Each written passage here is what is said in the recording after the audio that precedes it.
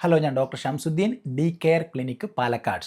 ഇന്ന് നമ്മൾ സംസാരിക്കാൻ പോകുന്നത് ഹാർട്ട് അറ്റാക്ക് എങ്ങനെയാണ് ഉണ്ടാകുന്നത്, 2 എന്തുകൊണ്ട് ചെറുപ്പക്കാരായ ആളുകളിൽ പോലും ബോഡി ഫിറ്റായ ആളുകളിൽ പോലും ഹാർട്ട് അറ്റാക്ക് ഉണ്ടാക്കുന്നു, 3 ഹാർട്ട് അറ്റാക്ക് വരാതിരിക്കാൻ ചെയ്യേണ്ട കാര്യങ്ങൾ എന്തൊക്കെ. അപ്പോൾ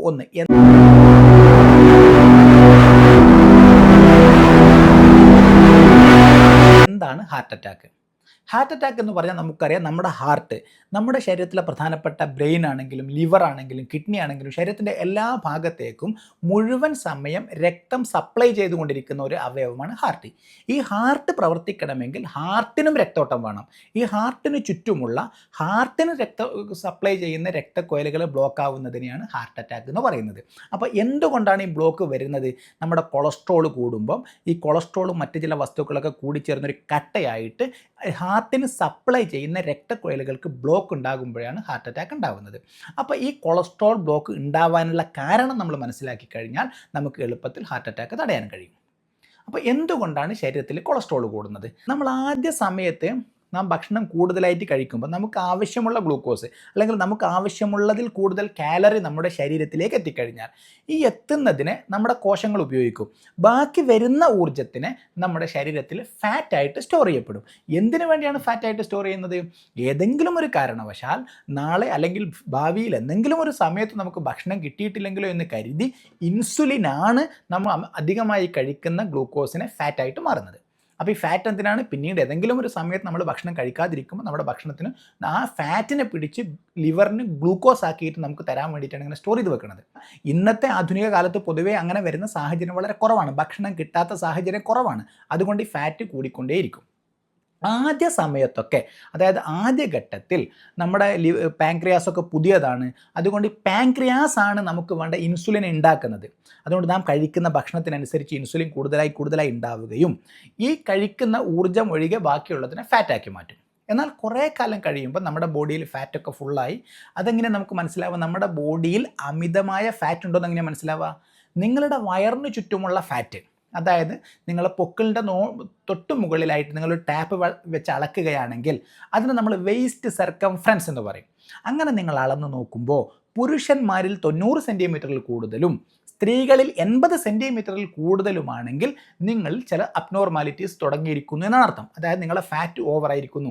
അത് കാണുമ്പോൾ തന്നെ നിങ്ങൾ നിങ്ങളുടെ ആക്ടിവിറ്റീസ് തുടങ്ങണം. നിങ്ങൾ മനസ്സിലാക്കണം, നിങ്ങൾ കഴിക്കുന്ന ഭക്ഷണത്തിൻ്റെ അളവ് കൂടുതലാണ് അല്ലെങ്കിൽ നിങ്ങളുടെ വ്യായാമം കുറവാണ്. ഈ ഫാറ്റ് വരാതിരിക്കാൻ വേണ്ടി ചില ശാസ്ത്രീയ വശങ്ങൾ നമ്മൾ പഠിക്കണം. ഒന്ന്, അത് പ്രധാനപ്പെട്ടത് ഇൻസുലിൻ്റെ ആക്ടിവിറ്റിയാണ്. ഇൻസുലിനാണ് നമ്മുടെ ഫാറ്റിനെ നിയന്ത്രിക്കുന്നത്. ഇൻസുലിൻ്റെ ആക്ടിവിറ്റി ഏറ്റവും കൂടുതലുള്ള സമയത്ത് നമ്മൾ ഭക്ഷണം കഴിക്കുകയാണെങ്കിൽ നമ്മളെ ഭക്ഷണം മാക്സിമം ഒഴിവായി പോകും. അപ്പോൾ ഏറ്റവും കൂടുതൽ നമ്മൾ എനർജി ആയിട്ട് പോകും. അത് ഇൻസുലിൻ്റെ ആക്ടിവിറ്റി ഏറ്റവും കൂടുതലുള്ളത് രാവിലെ 7 മണിക്ക് തുടങ്ങി ഉച്ചയാകുമ്പോഴത്തേക്ക് കൂടി വൈകുന്നേരം ആകുമ്പോഴത്തേക്ക് കുറഞ്ഞ് ഒരു വൈകുന്നേരം 4-5 മണിയാകുമ്പോഴത്തേക്ക് ഇൻസുലിൻ്റെ ആക്ടിവിറ്റി കുറയും. രാത്രി ഇൻസുലിൻ ഉറക്കത്തിലായിരിക്കും. എന്തിനാണ് രാത്രി ഇൻസുലിൻ ഉറങ്ങിയാലേ, അല്ലെങ്കിൽ രാത്രി ഇൻസുലിന് ഫുൾ റെസ്റ്റ് കൊടുക്കണം. രാത്രി ഇൻസുലിന് ഫുൾ റെസ്റ്റ് കൊടുക്കണമെങ്കിൽ രാത്രി ഭക്ഷണം ഒന്നും കഴിക്കാൻ പാടില്ല. അപ്പോൾ രാവിലെ 7 മണി മുതൽ വൈകുന്നേരം 7 മണി വരെയുള്ള സമയത്തിനുള്ളിൽ നമ്മൾ ഭക്ഷണം കഴിച്ചിരിക്കണം. ഒന്നാമത്തെ പോയിന്റ്, അതൊരിക്കലും മറക്കാൻ പാടില്ല. രാത്രി 7 മണി മുതൽ രാവിലെ 7 മണി വരെ മിനിമം 12 മണിക്കൂർ ഭക്ഷണം കഴിക്കാനേ പാടില്ല. രണ്ടാമത്തെ ഒരു കാര്യം വളരെ പ്രധാനപ്പെട്ടത് നമ്മുടെ വർക്ക് ടൈമാണ്, നമ്മുടെ സ്ട്രെസ് ലെവലാണ്. ഒരുപാട് സമയം ജോലി ചെയ്യുകയാണെങ്കിൽ നമുക്ക് ഒരുപാട് സ്ട്രെസ്സ് വരും. സ്ട്രെസ് ഉണ്ടാവുന്ന സമയത്ത് നമ്മുടെ ശരീരത്തിൽ ഉൽപ്പാദിപ്പിക്കുന്ന ഒരു ഹോർമോണാണ് കോർട്ടിസോൾ. ഈ കോർട്ടിസോൾ അമിതമായി ഫുൾ ടൈം രക്തത്തിലുണ്ടായി കഴിഞ്ഞാൽ ബാക്കി എല്ലാ ഹോർമോണിനെ അത് ബാധിക്കും. ഇൻസുലിന് പ്രവർത്തിക്കാൻ കഴിയാതെ വരും. ഇൻസുലിന് പ്രവർത്തിക്കാൻ കഴിയാതെ വരുമ്പം കൂടുതലായിട്ട് ബോഡിയിൽ ഇൻസുലിൻ ഉണ്ടാവും, കൂടുതലായിട്ട് കൊളസ്ട്രോൾ ഉണ്ടാവും, കൂടുതലായിട്ട് ക്ലോട്ട് ഉണ്ടാവും, കൂടുതലായിട്ട് ക്ലോട്ട് ഉണ്ടാവാൻ സാധ്യതയുണ്ടാവും. ക്ലോട്ട് ഉണ്ടായി കഴിഞ്ഞാൽ ഹാർട്ട് അറ്റാക്ക് ഉണ്ടാവും. അപ്പോൾ ഒന്ന്, സ്ട്രെസ് ലെവൽ കുറയ്ക്കണം. സ്ട്രെസ് ലെവൽ കുറയ്ക്കണമെങ്കിൽ നല്ല രീതിയിൽ ഉറങ്ങണം. മിനിമം 7 മുതൽ 8 മണിക്കൂർ വരെ ഉറങ്ങിയാലേ സ്ട്രെസ്സ് കുറയുള്ളൂ.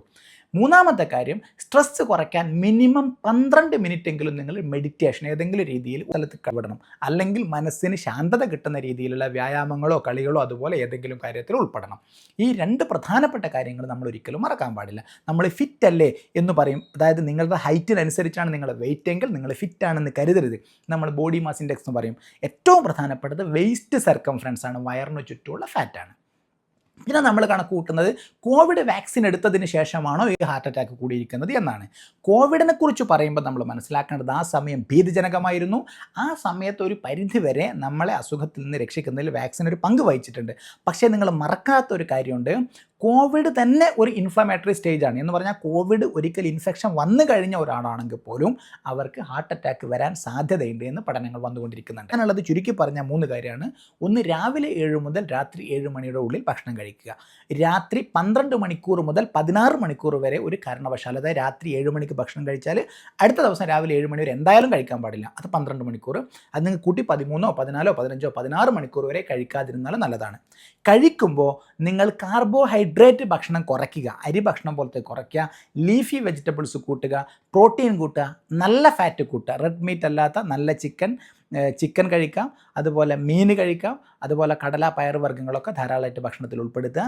മിനിമം 12 മിനിറ്റ് ദിവസവും മെഡിറ്റേഷൻ, അതായത് മനസ്സിന് ശാന്തത കിട്ടുന്നതിന് വേണ്ടി എന്തെങ്കിലും കാര്യത്തിൽ ഏർപ്പെടുക. മൂന്നാമതായിട്ട് സ്ട്രെസ് ഒരുപാടുള്ള വർക്കുകളിൽ നിന്ന് വിട്ടു നിൽക്കുക. Thank you.